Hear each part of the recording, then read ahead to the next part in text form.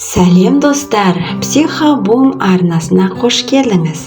Бүгін сіздермен ойлану арқылы сіздің қандай психологиялық күй кешіп жүргеніңізді байқайтын боламыз. Бұл тестіден өту үшін логиканы уақытша ұмытыңыз. Берілген сұрақтарға еш ойланбастан ойыңызға бірінші келген жауаптарды жазып отырсаңыз жеткілікті.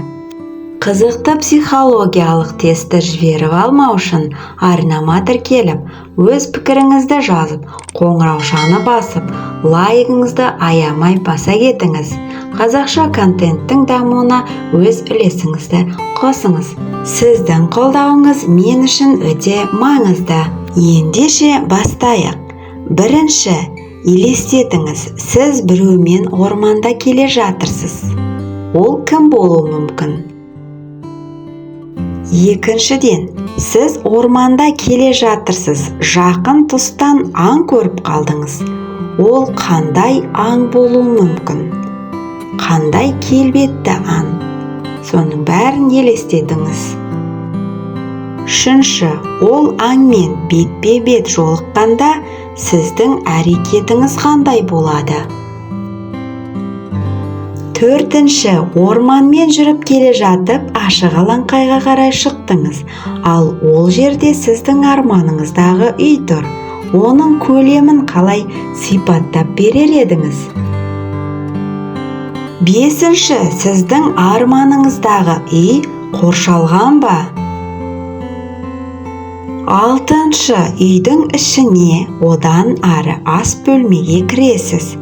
Тамақ ішетін үстелдің үстіне назар аударыңыз. Оның үстінен және айналасынан не көріп тұрсыз? Жетінші, сіз үйдің артқы есігі арқылы сыртқа шықтыңыз делік. Дәл алдыңызда шөптің үстінде тостаған жатыр. Оның материалы қандай? Сегізінші, сіз ол затты көрген кезде не істедіңіз? Тоғызыншы, үй ауласының сыртына шықсаңыз, алдыңызда су ағып жатыр. Ол қандай су болуы мүмкін? Соны елестетіңіз. Оныншы, сіз ол судың арғы бетіне қалай өтер едіңіз? Ойыңызға бірінші келген жауаптарды түртіп алды деп ойлаймын. Ендеше сол сұрақтардың астарында қандай ой жатыр екен, соған назар аударайық. Бірінші сұраққа, сіздің қасыңызда келе жатқан адам өміріңіздегі ең маңызды адам болып табылады. Екінші сұраққа, ал көрген аңның үлкен кішілігі сіздің ішіңіздегі санаңыздағы проблемалардың көлемінен сәйкес келеді. Аңның көлемі үлкен болған сайын сізге өмір сүру ауыр деген сөз. Үшінші сұраққа жауап ретінде, ал онымен жолыққандағы іс-қимылыңыз проблемаларыңыздың шешу жолыңызды көрсетеді, яғни агрессивті, пассивті немесе қашып кету.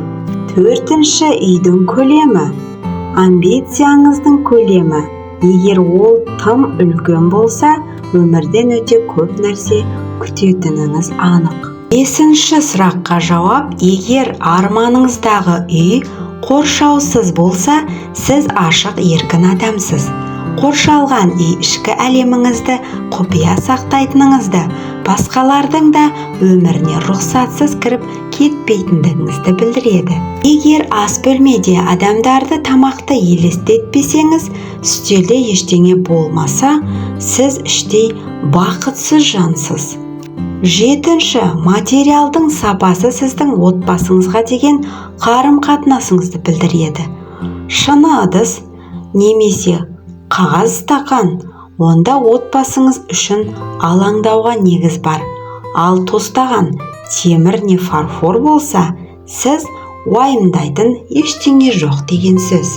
Сегізінші сұраққа жауап, сіздің іс-қимылыңыз бір сұрақтағы адаммен тікелей байланысты.